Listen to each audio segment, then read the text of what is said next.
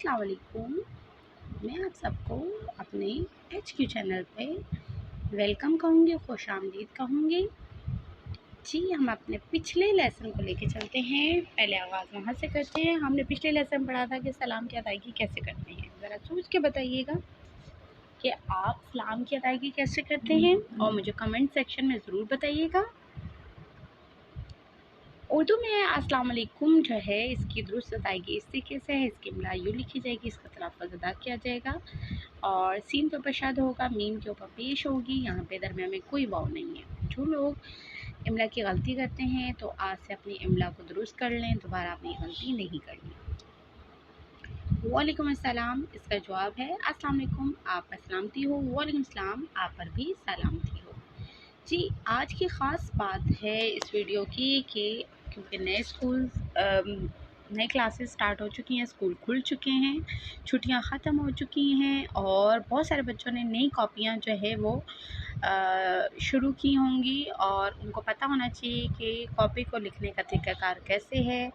पहले आपने सबसे पहले कुछ बातें जहन में रखनी है ताकि आपका काम साफ़ सुथरा हो। अपनी कॉपी को आपने साफ़ सुथरा रखना है। कॉपी और किताब जो भी है, आपके पास किताबें हैं, कॉपियाँ, उनको कवर कर लें ताकि आपकी जब तक आप ये काम जारी रखेंगे तो आपकी कॉपी ख़राब ना हो। कॉपी के सफ़ात को आपने फाड़ने से ग्रेज़ करना है। क्यों? क्योंकि अगर आपने कॉपी के एक सफ़ा भी फाड़ने हैं तो फिर बाकी सफ़ात खुद ब खुद फटना शुरू हो जाते हैं और आपकी कॉपी सारी ख़राब हो जाती है। अच्छा जी, लिखते हुए बच्चे जो है मुख्तलिफ मार्कर्स का इस्तेमाल करते हैं, तो आपको जो फेडरल बोर्ड के हवाले से मैं आपको बताऊंगी, आपको शुरू से ये बात मालूम होगी तो आपके लिए आगे भी आसानी होगी कि आपको मार्कर जो है सिर्फ काला और नीला का इस्तेमाल जो है वो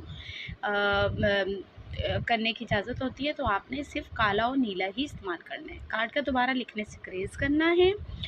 किताब पर पेंसिल से निशानात लगाएंगे। अगर आप पढ़ रहे हैं तो आपके पास पेंसिल होनी चाहिए या आज का हाइलाइटर मिलता है तो हाइलाइटर से भी आप निशान लगा सकते हैं। हमने कहा था आपके पास मौजूद होते हैं, इससे दोहराई करने में भी आसानी होती है और खुलासा करने में भी। हाशिया लगाकर काम का आगाज़ करेंगे। साफ़ और खूबसूरत लिखाई के लिए आराम से और ध्यान से लिखेंगे।